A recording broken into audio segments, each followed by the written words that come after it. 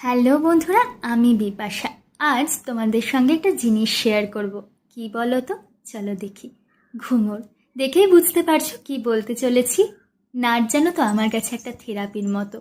কখনো মনের দুঃখে নাচ দেখি, আর কখনো আনন্দে নেচে উঠি। মা ছোটবেলায় বলেছিল নাচ শিখতে চাই নাকি গান।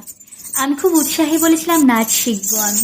আজ বুঝি জীবনের সব দরজা যখন বন্ধ হয় তখন কোনো না কোনো পথ খোলা থাকে। একটা ছোট্ট নিবেদন তোমাদের জন্য।